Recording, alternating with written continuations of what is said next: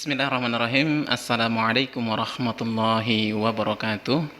Alhamdulillahilladzi hadana li hadza wa ma kunna linahtadiya laula an hadanallah.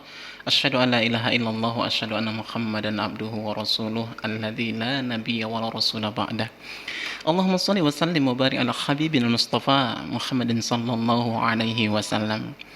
Kaum muslimin, kaum muslimat dimanapun tentunya berada, pertama-tama yang paling utama adalah rasa syukur kita kepada Allah Subhanahu wa taala sebagai hamba Allah yang dhaif, hamba Allah yang lemah yang Allah ciptakan, dan dengan kelemahan itu pula kita dibimbing oleh Allah Subhanahu wa taala untuk senantiasa ingat kepadanya. Ada satu ayat yang Allah berikan, Allah turunkan kepada Rasulullah untuk membuat kita jadi introspeksi diri ketika membacanya. Allah Subhanahu wa taala mengatakan, auzubillahi minasyaitonirrajim, kaifa takfuruna billahi wa kuntum amwatan fa ahyakum tsumma yumitukum tsumma yuhyikum tsumma ilaihi turja'un. Kenapa kamu bisa kafir kepada Allah? Kafir kepada Allah Subhanahu wa taala. Sementara dulu kamu itu tidak ada, kamu mati, kemudian Allah hidupkan kamu. Kemudian nanti kita akan dimatikan kembali. Kemudian nanti dihidupkan lagi kepada Allah Subhanahu wa taala kita akan dikembalikan. Kemudian salawat dan salam juga kepada Rasulullah, Nabi kita yang sangat mulia, yang menjadi teladan bagi kita tentunya. Baik perkataan, perbuatan, tingkah laku Rasulullah SAW seyogianya menjadi salah satu panutan yang senantiasa kita terapkan dalam kehidupan kita sehari-hari. Tapi naifnya, sekarang ini banyak sekali orang-orang menjadikan orang lain menjadi idola, makhluk-makhluk biasa menjadi idola.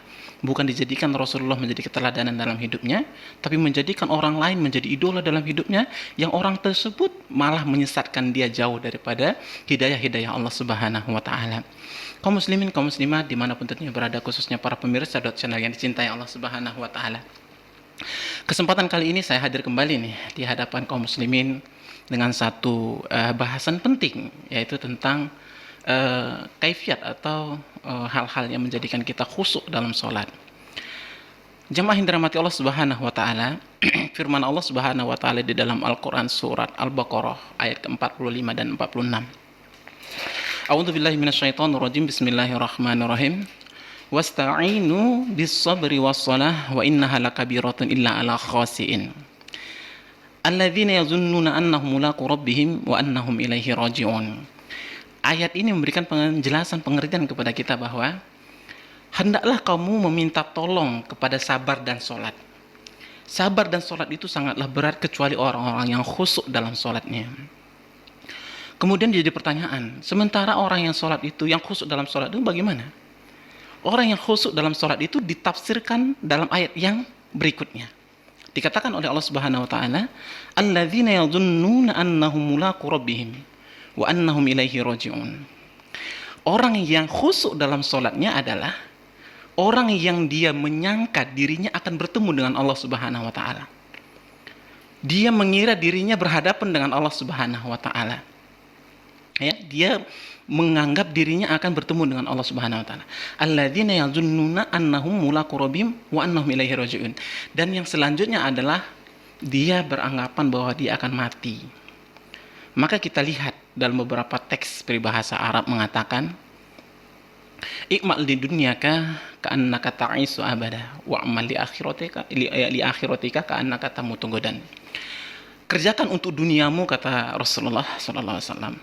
Dan peribahasa ini juga dikatakan oleh Ali bin Abi Thalib, ya. Kerjakanlah untuk seluruh urusan duniamu seakan-akan kau hidup selamanya. Jadi urusan dunia itu kita anggap aja kita hidup selamanya. Wa amali akhirata ka'annaka tamutu godan. Dan kerjakan untuk ibadah akhiratmu itu seakan-akan kau mati besok. Tidak ada jalan yang lebih membuat kita takut di dunia ini selain kematian. Ya, sering kadang-kadang kalau kita sering cerita dengan kawan kita yang dia takabur, sombong segala macam, ingat mati, langsung astagfirullah. Bisa begitu. Maka dalam ayat tersebut pun Allah sandingkan. Orang kalau mau khusyuk dalam sholat, ya kamu harus ingat mati. Karena ketika mati, tidak ada tambahan amal ibadah apapun bagi dia. Kalau dia sudah mati, tidak ada lagi amalan yang bisa dia lakukan untuk menambah kecintaan Allah kepadanya. Kalau dia sudah mati, tidak ada lagi hal yang bisa dia lakukan untuk menambah keridhaan Allah Subhanahu wa taala kepadanya. Terputus semua. Sebagaimana hadis Rasulullah SAW yang sangat masyhur itu, ya, jika mati anak Adam, terputus semua amalnya kecuali 3. Nah, dari amal yang tersebut itu sangat sangat menjadikan kita harusnya beriktibar ya. Nah, itu salah satu ya, salah satu hal yang membuat kita insya Allah akan lebih khusyuk dalam sholat. Ketika kita sudah bertakbir kepada Allah Subhanahu Wa Taala, Allahu Akbar, itu artinya apa? Allah Maha Besar. Hakikat daripada makna iya, Allah Maha Besar. Tapi makna dari kebalikannya adalah bahwa semua yang ada di hadapan kita kecil. Semua yang ada di dunia ini kecil, yang besar hanya Allah. Ya, semua yang ada di hadapan kita, yang kita miliki, yang kita punya, tahta, jabatan, harta, dan lain sebagainya, sangat kecil di hadapan Allah Subhanahu Wa Taala. Maka ketika kita sudah katakan Allahu Akbar, Allah Maha Besar, berarti segala sesuatunya kita fokuskan untuk Allah Subhanahu Wa Taala, dan seluruh yang ada di permukaan bumi ini kecil di hadapan Allah Subhanahu Wa Taala. Mestinya begitu. Tapi memang kaifiat untuk khusyuk sholat ini bukan seringan yang kita ucapkan. Karena biasanya segala sesuatu yang kita lupa di luar sholat, malah kadang ketika sholat kita ingat. Contoh misalkan hal kecil. Karena kita lupa kunci mau letak di mana, ya, kunci motor lah, kunci mobil lah, kunci rumah dan sebagainya. Ini hal terkecil contohnya. Kita lupa letak di mana, lupa taruh di mana, ya. Karena kita sudah masuk waktu sholat, sudahlah pergi aja sholat, nanti dipikirkan belakangan. Ketika kita sudah takbir Allahu Akbar, ya, bertakbir kepada Allah Subhanahu Wa Taala, baru baca doa iftitah, ya, kemudian mau masuk surat Al-Fatihah, baru kita ingat, oh ternyata kunciku letak tadi di bawah lemari, ya. Nah, ini menjadi salah satu apa? Untuk kekhusyukan sholat itu banyak cobaan dan gangguan-gangguan yang datang dari luar. Maka sesungguhnya setan itu tidak berhenti mengganggu kita kendati pun sholat. Setan itu ada hadis mengatakan memang setan itu akan berlari. Maaf ya bahasa saya. Memang begitu teks hadisnya gitu ya. Bukan saya maksudnya berbicara agak kotor, tidak. Hadis itu mengatakan setan itu berlari terkentut-kentut. Maaf ya saya ngomongnya agak sedikit lucu nih. Terkentut-kentut, terbirit-birit karena takutnya mendengar azan. Tapi ketika azan aja setan pergi. Sesudah azan, setan datang lagi. Buktinya ketika sholat Allahu Akbar dan sebagainya kan. Kadang-kadang kita ngantuk, kadang-kadang kawan kita perhatikan, baju teman di depan kita perhatikan, itu mengganggu semua kekhusyukan dalam sholat. Itu yang pertama. Kemudian yang kedua tentunya, makanya memang sebagai seorang muslim kita dituntut ngaji. Janganlah bapak ibu ini malas menyuruh anaknya ngaji.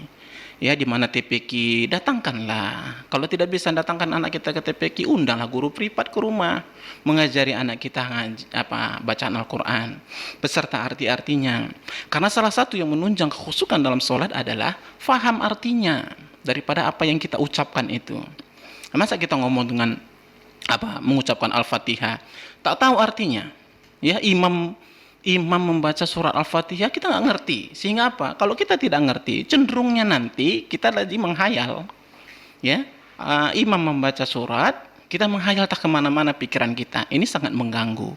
Jadi kalau misalkan kita faham bahasa Arab, ngerti kita, ini menjadi salah satu pendukung kekhusyukan sholat, salah satu menjadi sebab penting lah untuk menjadikan orang tersebut bisa khusyuk dalam sholat. Kadang ngerti artinya.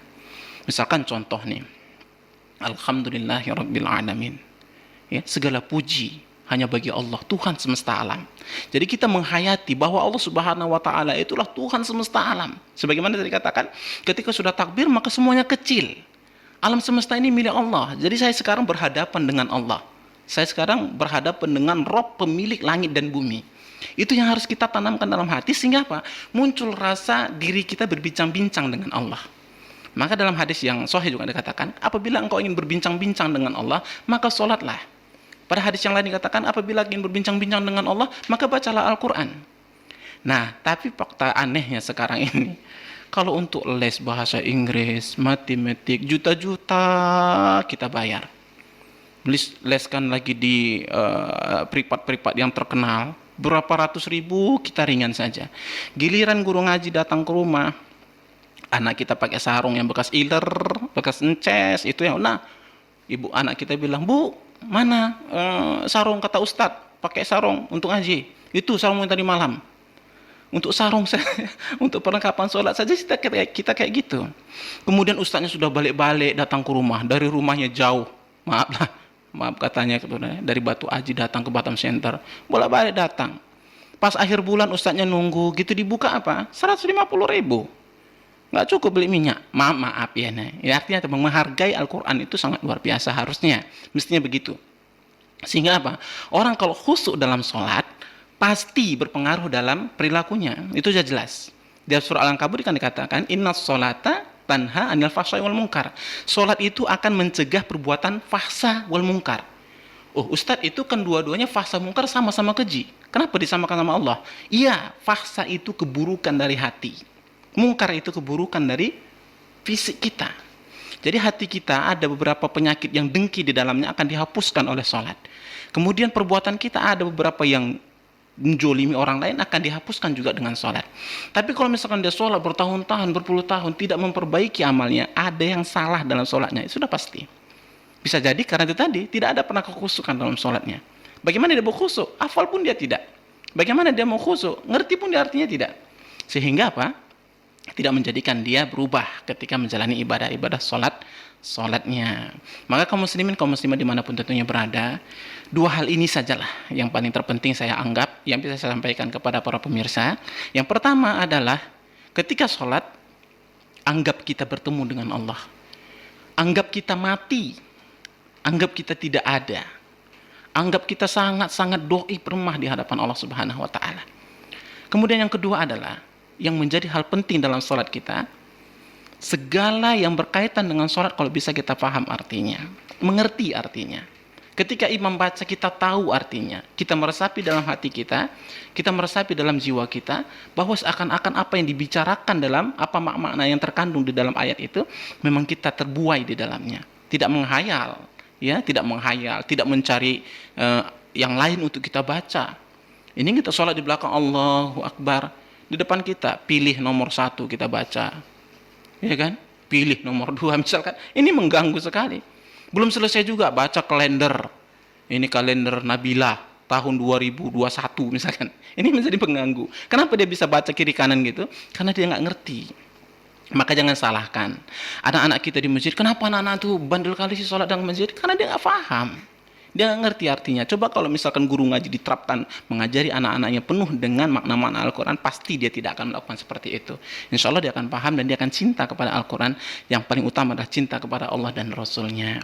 Itu saja kaum muslimin yang dimanapun berada tentunya. Semoga apa yang saya sampaikan bermanfaat, memberikan salah satu perubahan ya ketika didengarkan. Insya Allah memberikan perubahan kepada kita, menjadikan kita berubah dan menjadi khusyuk dalam sholat kita. Dan setelah kita khusyuk, kita harapkan berubah. Perbuatan keji dan mungkar akan terhapus dengan sendirinya ketika kita fokus melaksanakan sholat dengan sungguh-sungguh. Itu saja. Fa'tabiru ya ulil absar. Assalamualaikum warahmatullahi wabarakatuh.